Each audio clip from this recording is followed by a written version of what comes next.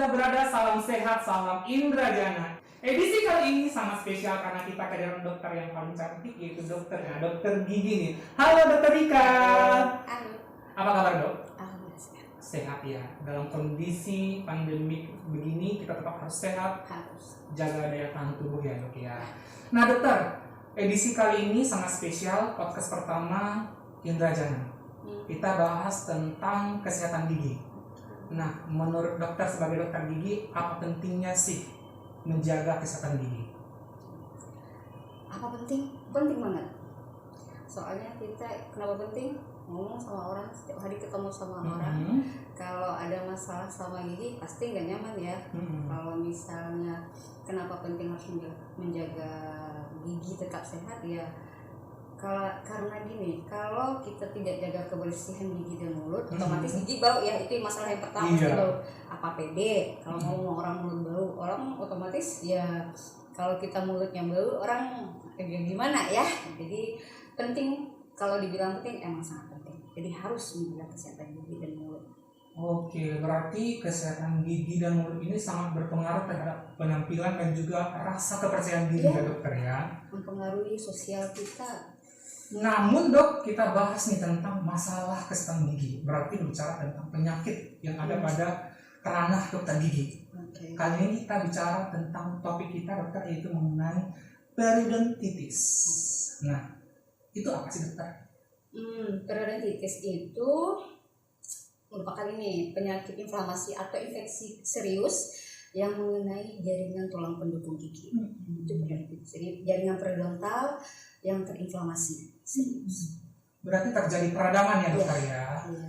Tanda dan gejalanya gimana dokter? Kalau tanda dan gejala gini, kalau biasanya pasien ya, pasien biasanya merasakan gini, tahap awalnya kalau dia udah menderita periodontitis, biasanya pasien merasa gini, dia datang ke dokter gigi, dok kenapa ya saya kalau maunya nggak nyaman, sakit gitu. Apalagi kalau misalnya pada saat makan makanan yang keras, sangat sakit, ditambah giginya terasa tinggi, kayak ada yang mengganjal. Terus pada saat menggosok gigi gampang berdarah. Terus dia sendiri pasti ngerasain mulutnya udah gak nyaman, udah beraroma tidak sedap, ya bau mulut, halitosis gitu kan.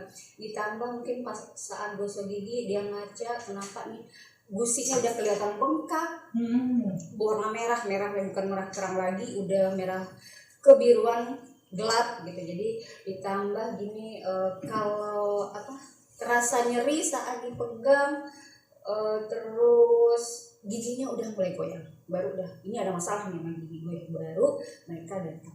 Itulah tanda-tandanya lah gejala dari periodontitis. Oke, bisa menyebabkan gigi copot juga ya dokter ya? Iya. Karena tadi terjadi peradangan pada daerah periodontal ya dokter ya. Oke dokter, itu tanda dan gejalanya. Nah, pasien kita yang datang ke dokter ini sendiri selaku dokter gigi, apakah sudah tingkat parahnya atau seperti apa dokter? Kalau dia sudah mengalami periodontitis itu berarti udah parah. Kenapa? Soalnya periodontitis ini sebelum terjadi periodontitis itu terjadi pengumpulan karang gigi dulu. Karang giginya udah numpuk. Kemudian karena pasien nggak menyadari ada karang giginya, dia tidak pernah kontrol pula ke dokter gigi.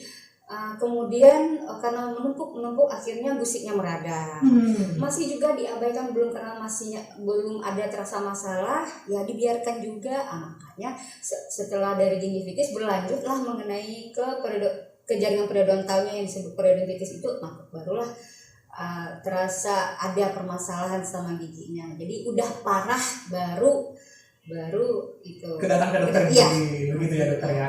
Tadi dokter menyinggung tentang karang gigi. Banyak orang masyarakat kita belum tahu kalau ada karang gigi dibersihkan, nanti kalau dibersihkan karang giginya nanti gigi saya cepat sensitif atau gigi saya nanti cepat copot. Nah, pandangan dokter nih selaku dokter gigi. Sebenarnya gini, karang gigi itu karena pasien itu nggak tahu dia punya karang gigi. Soalnya karang gigi itu kadang nggak kelihatan. Kalau dia masih sedikit, dia biasanya ada di belakang gigi kita nih, di belakang gigi. Jadi karena dia lebih banyak berada di belakang gigi bukan permukaan, jadi pasien nggak nyadar tuh ada karang gigi. Jadi Jadi pasien biasanya gini, dia nggak tahu kalau misalnya dia ada masalah sama giginya, pokoknya belum ada keluhan, belum nggak ada sakit gigi, dia nggak. Jadi intinya pasien belum menyadari kalau dia ada karang gigi. Tambah dia nggak pernah kontrol ke dokter gigi. Jadi karena pada saat udah terjadi penumpukan sisa makanan, udah terjadi karang gigi yang sudah menumpuk, barulah si pasien menyadari, oh ini gigi saya kenapa. Jadi oh kenapa ya saat gosok gigi saya berdarah. Barulah pasien menyadari kalau ada masalah dengan giginya, bisa jadi itu karena ada karang gigi. Oke dokter, saya tertarik juga membahas tentang karang gigi tadi. Tadi karang gigi ini sangat berpengaruh menyebabkan terjadinya periodontitis ini karena akan menginflamasi jaringan periodontal. Nah, karang gigi berarti harus dibersihkan ya dok? Ya.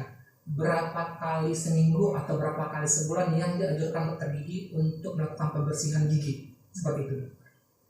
Sebenarnya kalau misalnya dianjurkan sekali berapa kita harus scaling atau bersihkan karang gigi itu, sebenarnya gini. Tergantung si pasiennya, kondisi pasien masing-masing. Karena ada orang yang menjaga kebersihan gigi dan mulutnya, cara sikat giginya bagus, memang menjaga kebersihan otomatis dibandingkan orang yang tidak menjaga atau kurang menjaga kebersihan mulutnya, otomatis untuk membersihkan karang giginya berbeda. Cuma untuk mengetahui, kita kan si pasien kan nggak tahu tuh dia ada karang gigi atau enggak. Jadi untuk mengetahuinya kapan kita seharusnya bersihin karang gigi atau berapa kalinya, minimal gini, kita periksa dulu ke dokter gigi minimal sekali 6 bulan. Soalnya di saat kita konsul itu, saat periksa di situlah baru diketahui ada karang gigi nih, oh ada nggak ada karang gigi, oh gigi saya berlubang. Di saat itulah baru kita bisa melakukan harus scaling atau enggak. Jadi kalau dianjur misalnya saya harusnya berapa kali bersihin karang gigi dok, nggak ada. Cuman minimal gini yang harus pemeriksaannya minimal sekali 6 bulan untuk mengetahui ada atau banyak nggak karang gigi saya. Jadi kalau misalnya nggak banyak, ya bisa cuma sekedar pemeriksaan aja. Baik dokter, saya sudah paham dokter. Tadi dokter menekankan bahwa karang gigi ini tidak ada ketetapan nih berapa kali seminggu, berapa kali sebulan, tetapi dianjurkan untuk konsultasi dengan dokter minimal 1 kali dalam 6 bulan, begitu ya dokter, untuk melihat dan memeriksa kesehatan gigi si pasien atau kita sendiri, gitu ya dokter ya. Nah, balik lagi nih di topik kita yang awal tentang periodontitis ini. Nah, cara mencegah nih dokter, supaya pasien kita tahu nih, atau yang di luar sana tahu bagaimana cara mencegahnya. Jadi kalau untuk mencegah adanya karang gigi, untuk mencegah adanya karang gigi ini minimal gini, karang gigi itu berawal dari sisa makanan yang menempel di gigi. Pokoknya sisa makanan yang ada tertinggal di gigi. Jadi biasalah kalau misalnya kita kan wajib nih gosok gigi itu 2 kali sehari, pagi dan malam. Gak mungkin kan siang kita gosok gigi atau misalnya lagi kerja dibawa sikat gigi kemana-mana. Pokoknya sehabis makan apa saja, minum apa saja, apalagi yang manis-manis, minimal kumur-kumur. Pastiin memang gak ada sisa makanan. Soalnya sisa makanan yang ada itu kalau misalnya dibiarin numpuk lama-lama, itu yang akan menjadi karang gigi. Jadi kalau pokoknya habis makan minimal kumur-kumur. Terus jangan lupa menyikat gigi minimal 2 kali sehari. Membersihkan sela gigi sebaiknya dengan dental floss. Dibantu dengan obat kumur. Banyak makan buah. Oke dokter, intinya kita harus menjaga kesehatan gigi kita dengan cara membersihkannya secara rutin, memakan makanan yang bergizi dan seperti buah ya dokter ya. Sisa makanan itu pasti selalu ada. Soalnya kita kan makan tiap hari tuh.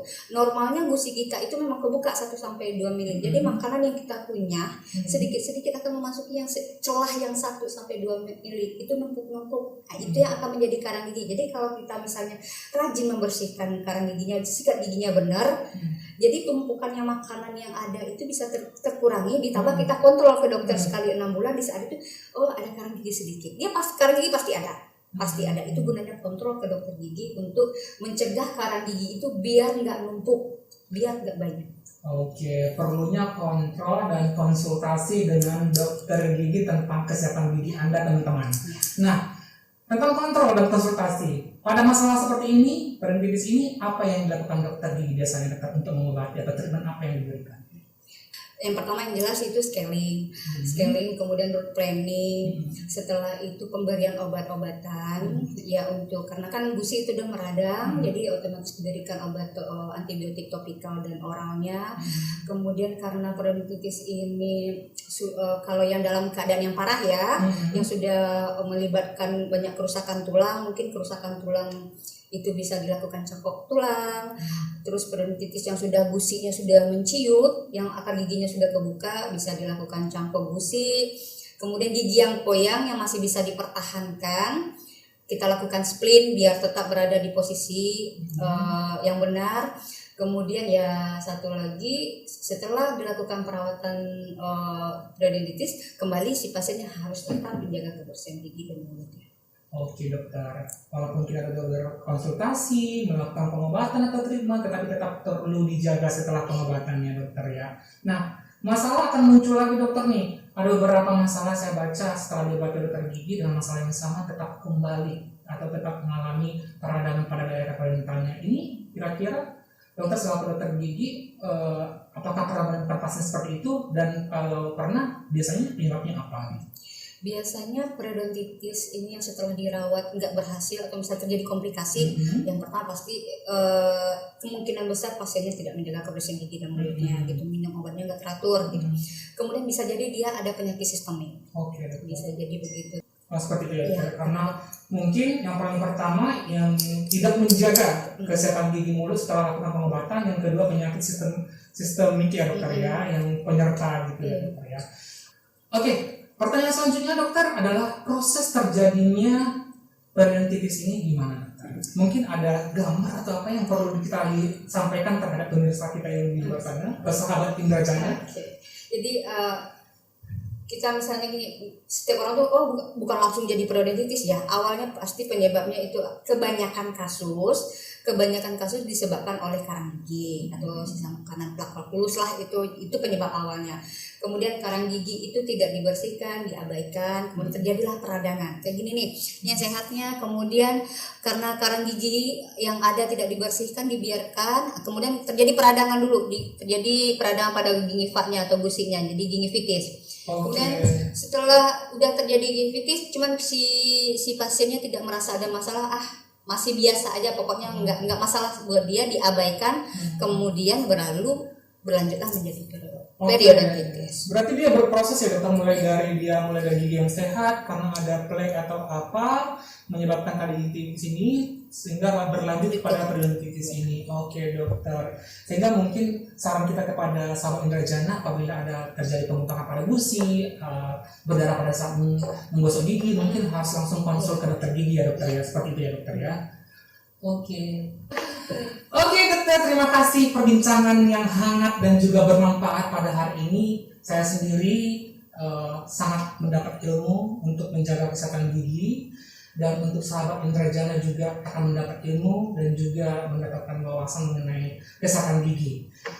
Demikian perbincangan kita hari ini bersama Dr. Rika. Saya Gembira Arkemos Tumarang. Saya Dr. Gigi Rika Efrianti. Salam sehat, salam Indrajana.